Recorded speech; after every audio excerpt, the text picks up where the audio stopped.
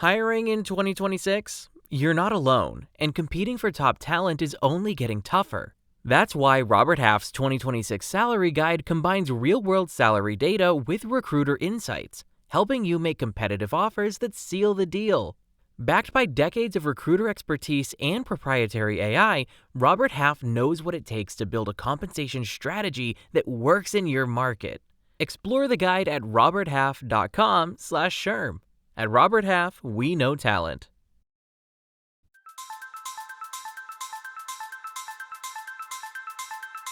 The true potential of AI lies not just in the technology itself, but in how it empowers leaders to listen, engage, and act with greater precision and empathy. AI-powered listening is transforming how businesses approach employee feedback, turning data into actionable insights that drive engagement, retention, and wellness. It's not about replacing the human touch. It's about amplifying it. But making this shift requires more than just advanced tools. It demands a thoughtful approach to balancing technology with empathy, ensuring that data-driven decisions lead to meaningful change. This is where the intersection of AI and HR becomes a game changer, helping organizations build stronger, more connected teams. Today, we're thrilled to be joined by two guests from specialized talent solutions firm Robert Half. Rob Hosking, Global Executive Director of Administrative and Customer Support, and Ryan Sutton, Executive Director of Technology Practice. Together, they bring a wealth of expertise on how employers are leveraging AI to transform workplace culture and create proactive strategies for engagement and retention. We'll explore how AI-powered listening is reshaping the employee experience, the challenges and opportunities it presents, and what the future holds for organizations embracing this technology. Rob and Ryan, welcome to the AI+HI project. Great to be here. Thank you very much. Excellent. So I'm so intrigued by this AI-powered listening. Let's start by laying the groundwork for it. It's a really fascinating concept, but I'm not sure that everyone in our audience knows exactly what it is. So could you define and share with everyone what exactly is AI-powered listening from an HR perspective, and how does it differ from more traditional methods of gathering employee feedback? Well, it's interesting. AI-powered listening is in a way like giving HR super hearing. It's traditional methods that rely on annual surveys or occasional check-ins.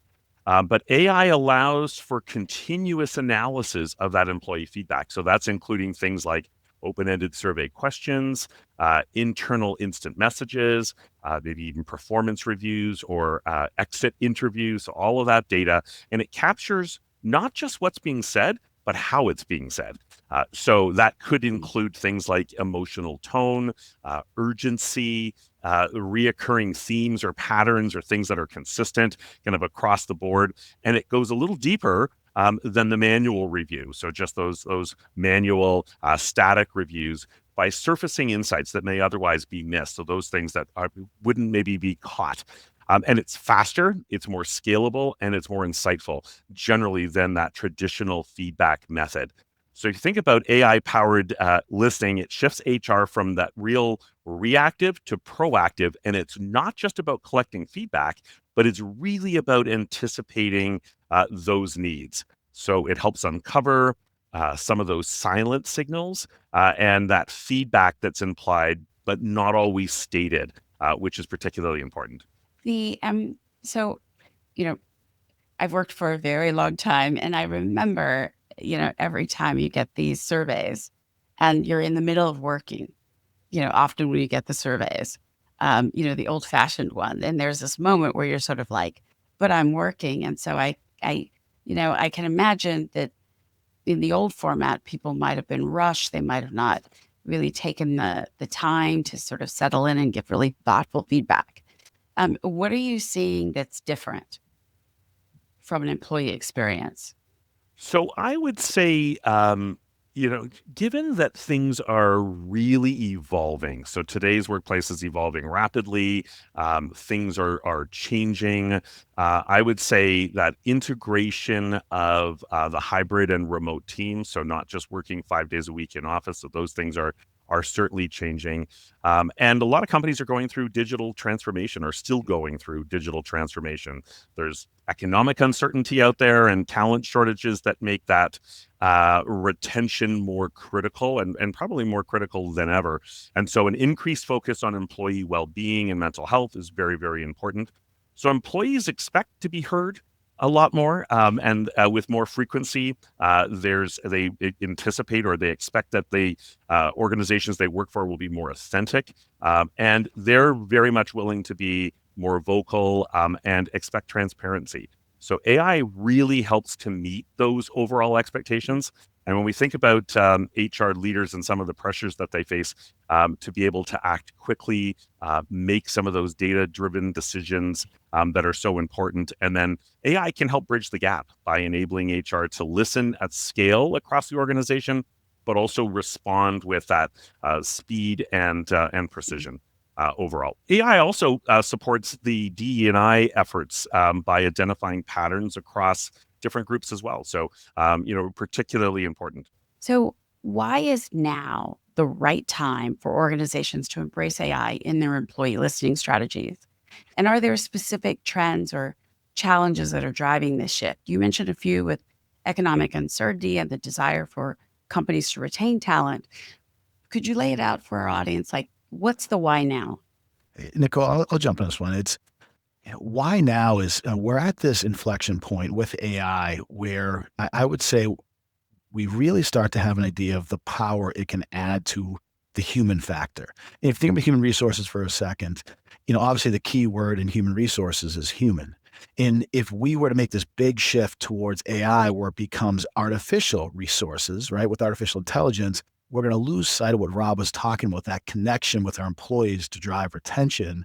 So it's the right time because it seems to be the perfect inflection moment of being able to combine that, that high level analytic insight level with the traditional human touch factor that our employees and our teams are looking for. So to me, why now is AI is at that inflection point, but B, as Rob mentioned, we're starting to really need to be able to do more with the resources we have as a company. So the more AI can make the human resources team, that cutting edge, effective unit, the more effective it will be and really help the culture of that organization. Rob, I don't know if you have any comments as well.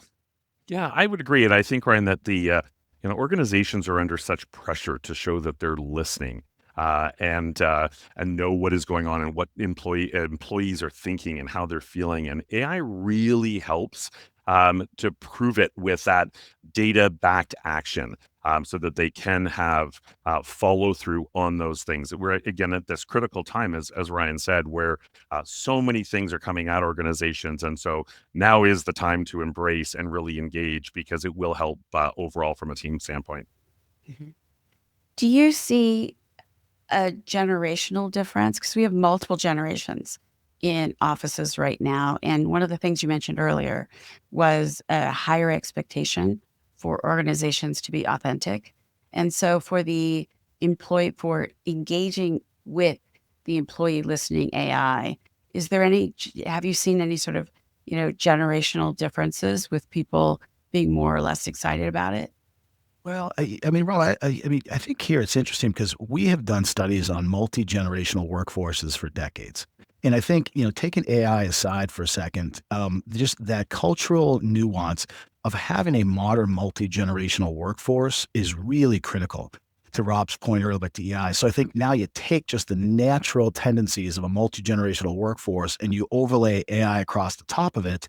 This is where you can't lose those nuances. I think to your point, Nicole, because again, that Gen Z or boomer or millennial, like they have different tendencies to begin with. So AI is not going to solve all the problems, and AI is not going to help us treat everybody the same and or have them want to be treated the same.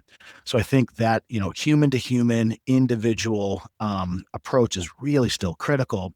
Generations aside, Rob and I are a similar generation, but we might have different, kind of passions, if you will, that's important to us with our career. So you still have to really individualize that feedback and the review process. So generations, yes, are incorporated, but again, it's still that individual approach. And AI really can just make it more effective. And I think to one of the points to talk about later is what AI really can help is then start to kind of extrapolate the data, and it can give us some common themes, and it will give us kind of like, okay, well, this generation or this individual, this department has these tendencies, but then I see common threads across the organization. So that's where AI can really give us some super, hearing power, as Rob called it earlier. And I think we are seeing some, whether it's hesitation for some or maybe even a nervousness around AI and what does it really mean and how will it impact me? And I think generationally, those individuals that maybe are a little more recent into their role or recent college grads and or have been using AI very much in their lives are very comfortable with it, are keen to use it and leverage. Whereas others are, again, maybe a little bit shy to embrace and fully get in until they have the opportunity to really dive in. And so I think there's an opportunity for each generation to learn from one another in terms of both the strengths and the opportunity that AI can really bring. Mm. Just one of the things that I've seen over the last year and a half is, do you remember 2 years ago when Otter first came out and you added it to your Zoom and people would say, oh, what is that? And there was a whole thing about asking permission. Now it's just like everybody's got Otters on in the background. And I actually one of the people that I work with a lot, somehow they have some kind of glitch and they have two Otters and like another one. So when the two of us get together, there's 6 AIs and 2 people. Really funny. So, but one of the things you mentioned in the why now is also that the technology is there. And before that, you talked about the ability for organizations to actually get the silent signals that they weren't necessarily able to capture. Could you speak to like what are the key technologies? And also it's like, one of the things I tell people is that people will say AI, but AI is like saying fruit. There's bananas and there's bananas and oranges and apples and it's all fruit. And so could you break it down a little bit about like what's really making this particular transformation possible from a technology standpoint? Yeah, so there is actually a couple of different technologies that drive that AI powered listening. And so you think about the natural language processing, and that helps to analyze written employee feedback. And that helps to uncover things like that emotional tone or sentiment, positive or negative or even in neutral cases. So, depending on how people are feeling or thinking. And then those reoccurring themes. So those things that may pop up, whether it's burnout or frustration or engagement that people may be struggling with. And when you think then about things along the lines of voice recognition and speech analytics, they're emerging tools for analyzing that verbal feedback, whether it's coming from meetings or it's within calls. And AI can integrate and collaborate within those platforms. You think about being able to pull some of that information from things like Slack or Teams to really monitor team sentiment in real time. So it can really dig into how people are feeling or how people are reacting. And then predictive analytics can be paired with some of that historical data. So those things that maybe we already have or have compiled to really help forecast things like turnover or engagement dips within an organization. And those things can happen pretty quickly. So they can look to find those early warning signs of disengagement and then flag potential attrition risk before they escalate, and then other things that can be done proactively to prevent those things from ultimately happening. Got it. Well, I'd like to move into from the what and the why to the how. So we know AI can provide incredible insights, but it's up to humans, especially the HR professionals that are in our audience, to really translate those into meaningful change. So once I've got the listening, like I know what's being said and I can proactively do something, like how do I actually how do I know what to do? How do I make that actionable to really lead to real improvements in employee engagement and retention? Could you give us an example? Yeah, I mean, I'll go here, Rob. I think, you know, because to your point, you've done the research, right? You've done the research. AI has given you that data set, and it will organize it for you. But now it's about translating that data and those insights into actions. To your point, and I think prioritizing that, and you can still use the AI tools to prioritize. Because typically, in small companies, you might have less than 25 or 50 employees. But larger companies, you might be talking about combining thousands of responses. So combining that with data and with AI to really prioritize the feedback and pick the top priorities, the top three. So from there, again, having that level of prioritization through the AI and the data, and then ultimately it's going to come where, again, forget about AI for a second or take a step back from before AI. When we thought about our employee surveys and our engagement retention analysis, the big key was always around whether or not the employee felt that they were heard. Right. So ensuring that we're communicating back to the employees, here are our priorities. Here's what we did here. From here, here is our action plan for you and for the department or the company at large. Having that same traditional approach to the response where, again, you translate it into actions, you give feedback to the employees real time. Because again, I'll probably say it too much today, so I apologize in advance, but the human factor, because you're in this point again. If you go back to multi-generational, yes, some of the more recent college graduates might be less sensitive to the AI influence, but then that kind of Gen Z or that baby boomer person, they might be more apprehensive. So again, having them still see that it is still the same old great human resource engagement and retention analysis. So turning it into those actions is really key.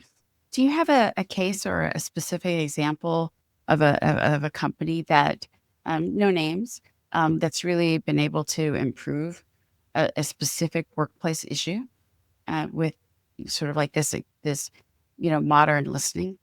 So, a couple for sure, and I think in different areas within the organization as well. One around onboarding optimization, and that's really as they dug into analyzing new hire feedback or people that have gone through the onboarding process and gave feedback, maybe even a few months into their job or their time with the organization, and even then leading up to that, the interview process, the hiring process, how did it go and what was the feedback that was given? And then taking that information and helping to then improve upon things like the training materials or that overall onboard experience. So really using it to help guide the creation of new processes or modifying processes or helping others through that. And I think a lot of learnings can come from that where internally things, hey, it's going well and everybody's really pleased with it. And all of a sudden when that feedback's been aggregated and started to really dig in, recognizing that there was some real opportunity there.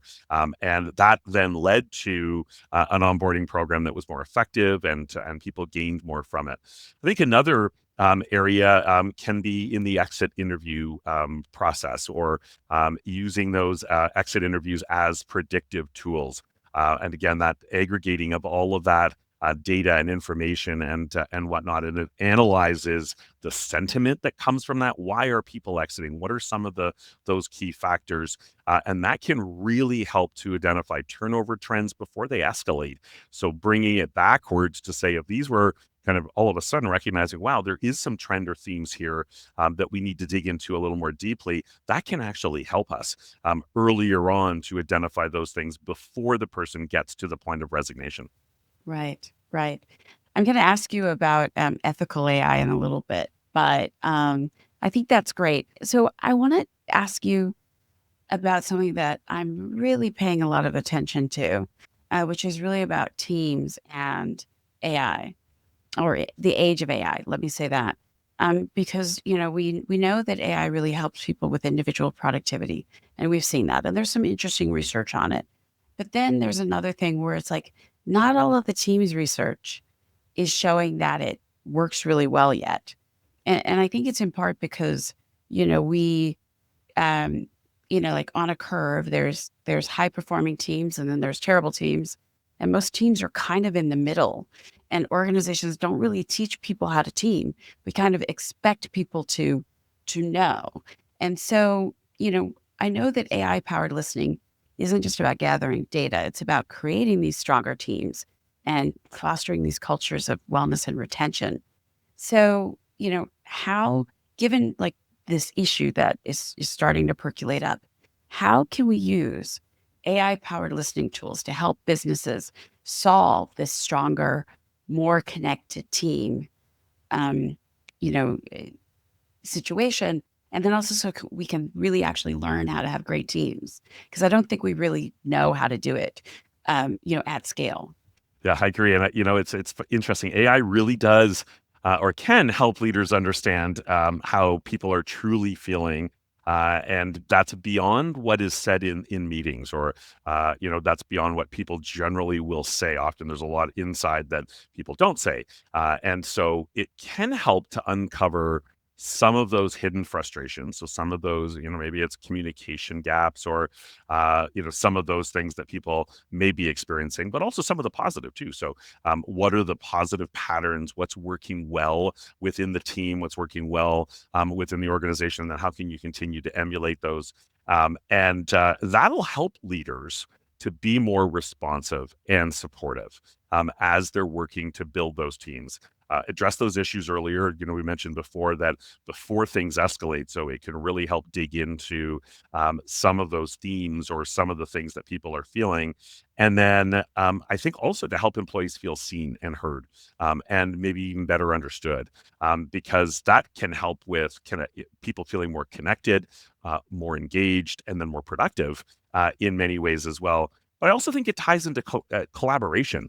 And if we think about AI and team dynamics, those that collaborate well, or those maybe who feel a little isolated, then are they collaborating? Are they interacting? And so it can certainly help from that perspective. Also, supports a more inclusive leadership by surfacing feedback from underrepresented voices as well. And again, those that may not speak up in all cases. So it is definitely a tool to really help build and foster that evolution of a team and a team culture. That collaboration piece is the one that really stands out, which is the ability to be able to work closer together, especially in the world when people aren't always in the office together. They're not always side by side. So pulling in that information or those cues that could really help to create deeper collaboration. Yeah, you just gave me an idea. Just really quick, you made me realize something or think about something I hadn't thought about before. It's sort of because I've been thinking about this teams problem, that we are starting to see, where like teams think they're more productive, but they aren't necessarily more productive yet. And I think a part of it is just like really, we, we assume that people know how to team, but we don't actually teach it. And so if you're a leader and you have a team that's kind of wobbly, it seems to me that this kind of listening allows you to actually like understand what's happening on that team, so that you could really help the team develop the team skills that they need. Because it's like they have to have the team skills. It doesn't matter what technology they have if they don't actually have the human to human team skills. So I think it can also be quite useful for that. It still brings me back to, I'll say, the framework that we used to preach about building teams, which is around, used to be called forming, storming, norming, performing, right? That old framework. I think where it's relevant is AI is not going to replace the process, right? So the process of human interaction, the process of how you actually form that team is really the time you spend together.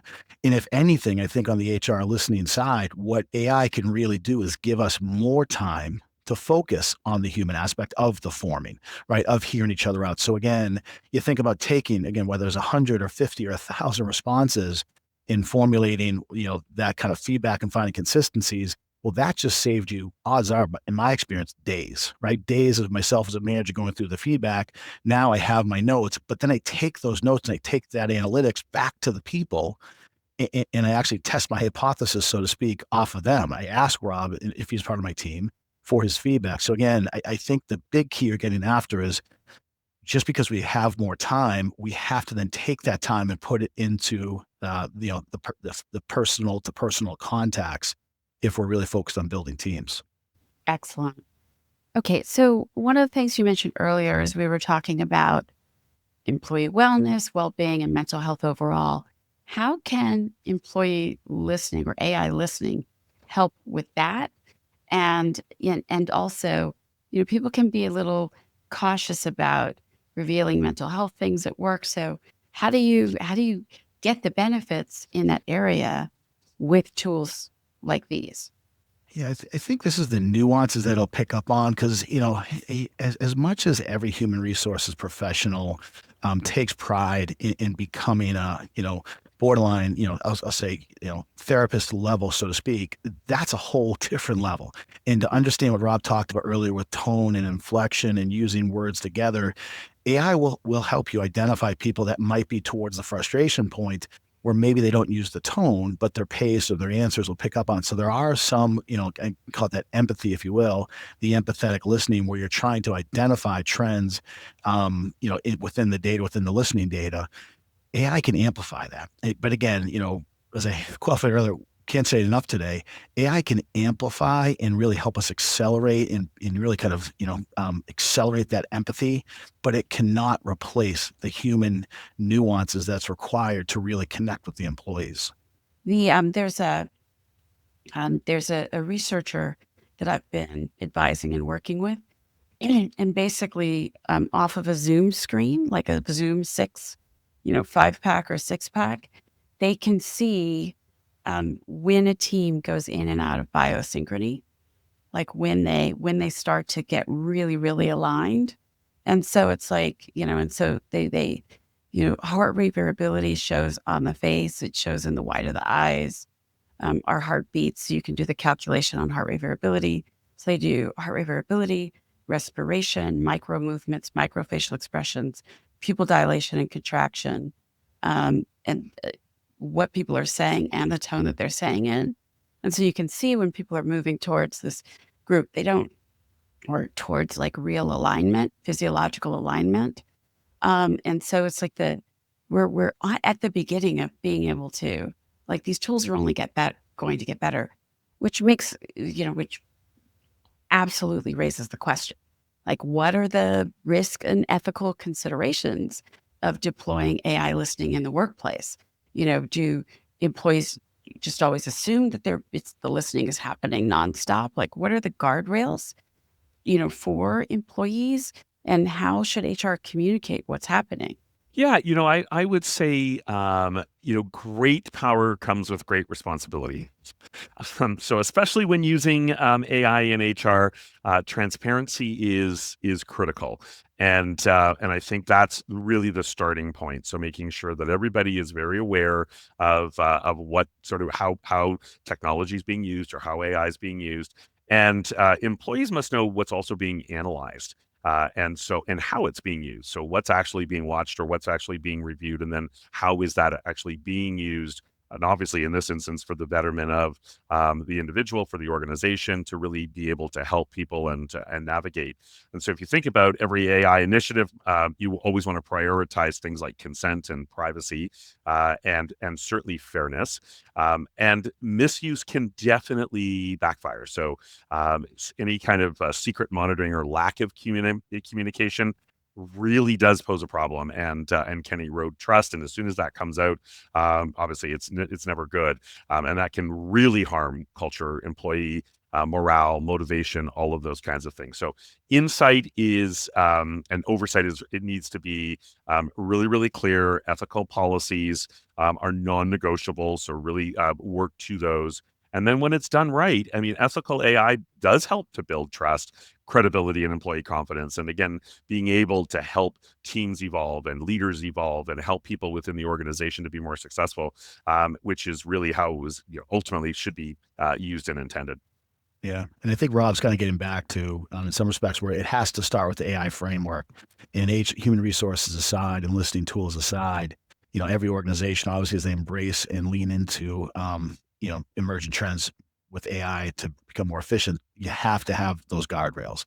So having those guardrails, not just from a technology perspective of firewalls and whatnot and data protection, but having those AI guardrails around, again, the human factor we're talking about, which is around transparency and privacy and communication and all those things. So really not skipping that step and ensuring you have a good, robust, flexible and scalable AI governance framework is really critical to being able to move fast and embrace all these changes. Yeah, yeah. One of the the way that I describe AI in an organization is that it's kind of like putting, it's going to make you laugh. It's kind of like putting lard on a toddler, you know? And so it's like whatever is already there. Right. So if you have a high performing organization, and you grease up the toddler, then like everything just happens faster, right? But if you have leadership issues, if you have team issues, if you have culture issues, if you have trust issues, then the greasy toddler is running wild. And so it really just keeps coming back to people. Okay, so what we do, this was the last part of our show, and what we do is we like to have a little fun and do what we call our rapid fire roundup. And so what that is that I'll just ask you a question, and you'll say the first thing that comes to mind. And whoever wants to go first, or both of you can do it. Okay. So what is the first thing that HR should do before deploying AI-powered listening? I'd say first, tell employees. Yeah, totally. And I would say set goals. So why are we using it? What are we doing with it? Great. Perfect. Data or empathy? What's harder to get right in employee listening?